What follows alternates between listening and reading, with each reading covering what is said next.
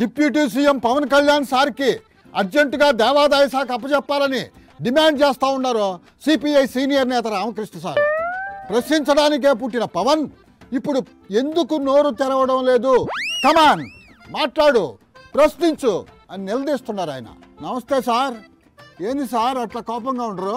Deputy CM గారు ఉన్నారు పవన్ కళ్యాణ్ గారు. ఆయన ఏమన్నారు మిమ్మల్ని? ఆయన ప్రశ్నించడానికే పుట్టానంటారు. అంతే కదా, ఆయన ప్రశ్నించడానికే కదా పుట్టింది. చాలా మంది పాపం జనం కూడా నమ్మినారు. నిజంగానే ప్రశ్నిస్తారు కాబోలు అని నమ్మారు సార్.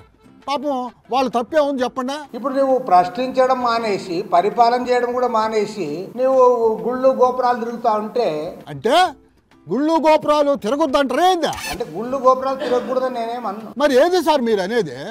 ఆయనకేం పని పాట లేకుండా గుళ్ళు గోపురాలు తిరుగుతున్నారా ఏందా? లోక కళ్యాణం కోసం ఆయన తిరుగుతున్నారు సార్. నువ్వు డిప్యూటీ చీఫ్ మినిస్టర్ గా ఉండి ఇక్కడ పరిపాలన చేయమంటే నేను కాషాయం వేసుకుని గుళ్ళు గోపురాలు చేస్తా, లడ్డూలో కల్తీ జరిగిందని చెప్పి నేను మౌన దీక్ష చేసుకుంటూ పోతా. ఆయన కాషాయం వేసుకుంటారు, మౌన దీక్ష చేస్తారు. మీకేంది సార్ బాధ?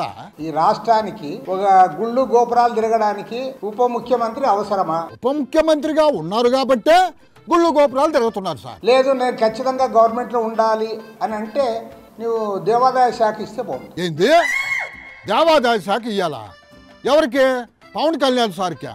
ఎందుకు సార్? ఆయనకు ఉప ముఖ్యమంత్రి పదవి బదులు గుళ్ళు గోపురాలు తిరగడానికి దేవాదాయ శాఖ పవన్ కళ్యాణ్ అప్పచెప్తే అప్పుడు కూడా తిరుగుతారు కదా గుళ్ళు గోపురాలు. ఆయన మొత్తం ఎక్కడన్నా తిరగని, ఉత్తరాది తిరగని, దక్షిణాది తిరగని. అప్పుడైతే మీరేం తప్పు పట్టరు అన్నమాట. ఎవరు తప్పు పట్టరు. ఎందుకని? ఎందుకంటే ఆయన దేవాదాయ శాఖ మంత్రి అయ్యా కాబట్టి తిరుగుతా ఉన్నాడు.